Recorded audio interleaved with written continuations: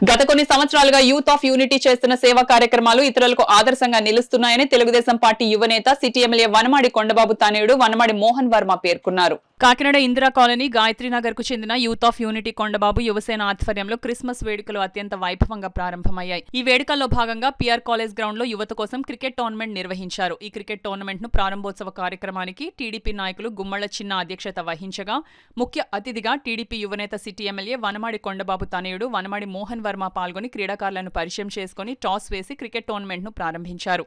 ఈ సందర్భంగా మోహన్ వర్మ మాట్లాడుతూ youth of unity Kondababu Yuvasena సేవలను ఆయన కొనియాడారు.